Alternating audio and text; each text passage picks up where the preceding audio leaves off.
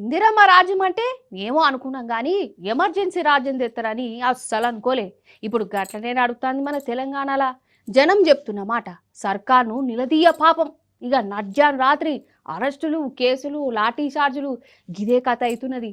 మన విలేకరులే తీసుకోరాదు, 2 ఏళ్ల సంధి షేయిపాటి పాలనలా ఎంత అరిగోసపడ్డరు. ఓ దిక్కు రేవంత్ సారేమో ఇది ప్రజాపాలన, ఇందిరమ్మ పాలన అని అంటాడు. కానీ ప్రజాపాలన ఎట్లుంటుందో 2 ఏళ్ల సంధి కండ్లారా చూస్తూనే ఉన్నాం. సర్కారును గట్లెట్లా అని నిలదీస్తే చాలు ఇక డైరెక్ట్ అరెస్టులే ఎత్తాన్లు, జైళ్ళకే పంపుతారు. రైతులను గట్లనే వేసిర్రు, యూనివర్సిటీ విద్యార్థులను జైల్లేసిర్రు, నిలదీసిన నిరుద్యోగులను గోసవుచ్చుకున్నారు. ఇక ఈ లేఖలు అయితే 2 ఏళ్ల సంధి నరకం అంటే నరకం చూయిస్తుర్రు. అసలు ఈ లేఖలంటే జనం దిక్కు మాట్లాడేటోళ్ళు. అసొంటి మీడియా మీద మన రేవంత్ సర్కారు ఎట్లా కచ్చగట్టిందో చూస్తూనే ఉన్నాం.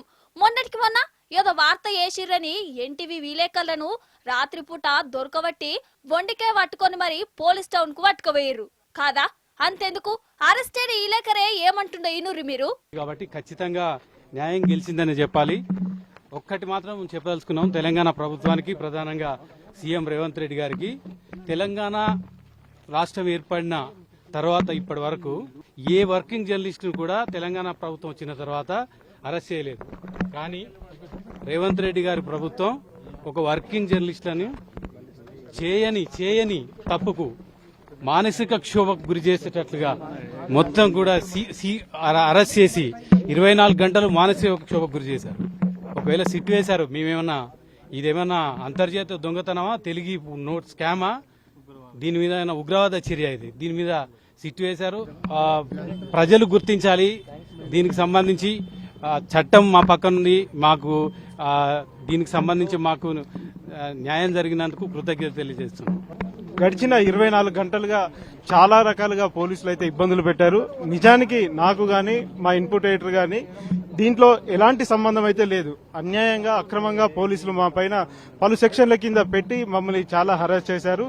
ముందే ఒక ప్రీ ప్లాన్డ్ గా ఒక స్క్రిప్ట్ రాసుకొని దాని ప్రకారమే క్వశ్చన్ చేయడం జరిగింది. ఆ క్వశ్చన్లకు ఆన్సర్లు రాబట్టే ప్రయత్నం అయితే చేశారు. కానీ ఎక్కడ కూడా మనం ఎక్కడ తప్పు చేయలేదు. ప్రజలకు ఇబ్బంది కలిగే విధంగా కూడా ఎలాంటి వార్తా ప్రసారాలు చేయలేదు. ఇది వాస్తవమా కాదా? కేసీఆర్ సార్ పాలనలా అసలు ఈ లేఖలు గిట్ల గోసపడ్డరా, గిట్ల బయటపడ్డరా, గిట్ల బెదిరింపులైన వాళ్లకు?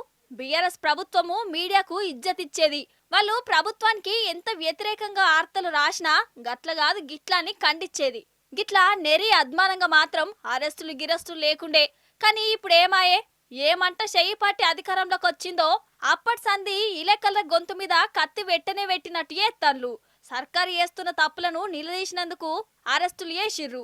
మహిళా జర్నలిస్టులను కూడా చూడకుండా వాళ్ళను పోలీస్ స్టేషన్ లో చుట్టూ తిప్పిపిచ్చిర్రు, ఏడిపిచ్చిర్రు, గోస ఉట్టిచ్చిర్రు. పిఎస్ కూడా మీరు మా మీదకి వస్తున్నారంటే ఎంత దౌర్జన్యం సార్. మీరు కూర్చున్నాం మరి ఘోరం చేస్తున్నారు మీరు.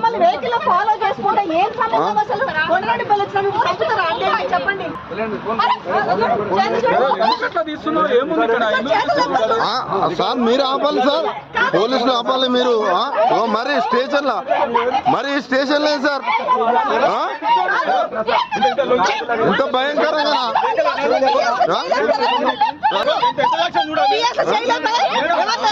పిఎస్ లోకి వచ్చి ఇదేం సార్ ఇంత ఘోరంగానా?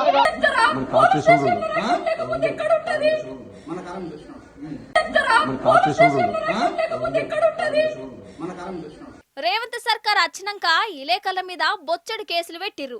గన్ని కేసులు పెట్టినా ఒక్కటంటే ఒక్కటి కూడా రుజువుగానే గాలే. కోర్టులే తిట్టినాయి సర్కారును. ఇక సజ్జనార్ సారైతే గట్లనే ఉంటది, గట్లనే గుంజుకోబోతాం, గట్లనే అరెస్టులు చేస్తామని ఎంత ఘోరంగా మాట్లాడిండోల్లా. చట్టం తను పడి చేస్తుంది. డెఫినెట్లీ చట్ట భాగంగా ఏమైనా మనం డెఫినెట్లీ పోతాను, మనము అక్కడ సెర్చ్ చేస్తాను, కావాల్సిన వాళ్ళు అరెస్ట్ చేస్తాను, చట్టం ముందు పెడతాను, అప్పుడు చట్టం చూసుకుంటుంది. మహిళల గౌరవం గురించి అంటున్నారు కదా, రాత్రి ఎన్టీవీ దేవి ఇంటికి వెళ్ళి చాలా అసభ్యంగా బిహేవ్ చేశారని ఆమె చెప్తుంది.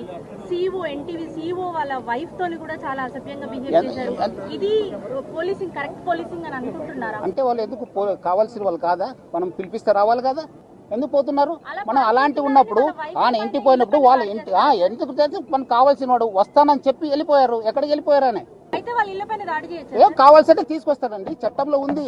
నోటీస్ కావాల్సింది అంతే, నోటీస్ ఇస్తాను, రావాలి, వచ్చినప్పుడు మనకు పోతాను, ఇన్వెస్టిగేషన్ ఏం ఆధారం ఉంది దాని ప్రకారం చేస్తాను. మనం అదేం అట్లా ఏం లేదు, మనకు కావాల్సిన వాళ్ళు రావాలి, తీసుకొస్తాను, ఏముంది చట్టం.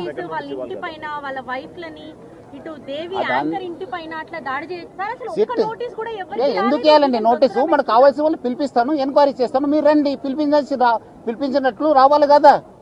అయితే ఇల్లు పైన దాడి చేయడానికి చేస్తానండి, ఎక్కడైనా పోతే ఎక్కడున్నా పట్టుకొని వస్తాను, ఎక్కడుంటే పట్టుకొని వస్తాను, నేను చట్టం ముందు ప్రవేశపెడతాను, చట్టంలో చూసుకోండి మీరు. ఈ సార్తోని ఇట్లా మాట్లాడిచ్చింది ఎవలో లోకమంతా ఎరికే, చిన్న పోరన్కి కూడా సమజైతది. మరి గింత తెగవడుడు చూసి జనాలే నోరొల్లే పెడుతురు కాదు. వార్తలు ఎప్పుడు వార్తలు రాసుడు కూడా తప్పేనా? అంటే ఎప్పటికీ భజన చేసుకుంటేనే ఉండాలనా ఏంది? భజన చేసేటోళ్ళు మంచోళ్ళు, పాలనలా తప్పొప్పులు బయట పెట్టేటోళ్ళు దొంగలు అన్నట్ట.